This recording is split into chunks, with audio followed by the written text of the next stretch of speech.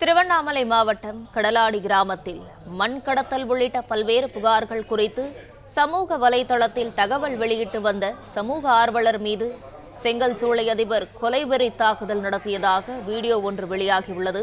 இது குறித்த கூடுதல் விவரங்களை தருகிறார் செய்தியாளர் மணிகண்டன். மணிகண்டன், வணக்கம். இது குறித்தான கூடுதல் விவரங்களை பதிவு செய்யலாம்.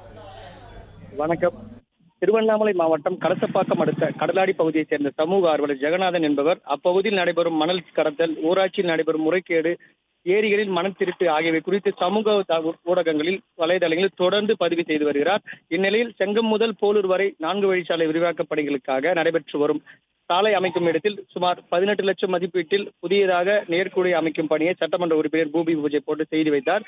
மேலும் சாலை விரிவாக்கப் பணிகள் முழுமையாக முடிவடையாததால் தற்போது அங்கு அமைக்கப்படும் நேர்குடை அகற்றும் நிலை ஏற்படும் என்பதால் மக்கள் வரிப்பணம் 18 லட்சம் ரூபாய் வீணடிக்கப்படும் என்பதை சமூக ஆர்வலர் வாட்ஸ்அப் குழுவில் மற்றும் சமூக வலையினர் தொடர்ந்து பதிவு செய்த நிலையில், அதேபோல் கடலாடி பகுதியில் உள்ள ஏரிகளில் தொடர்ந்து இரவு நேரங்களில் மணல் கடத்தல் ஈடுபடும் குறித்து சமூக வலைதளம் தொடர்ந்து பதிவு செய்துள்ளார். இதனால் ஆத்திரமடைந்த செங்கல் சூளை அதிபர் பச்சையப்பன் என்பவர் சமூக ஆர்வலர் ஜெகநாதனை வழிமறித்து சரமாரியாக நடுரோட்டில் வைத்து தாக்கி வரும் சிசிடிவி காட்சி தற்போது வெளியாகி பெரும் பரபரப்பு ஏற்படுகிறது. அதை காட்சியில் நாம் பார்த்து வருகிறோம்.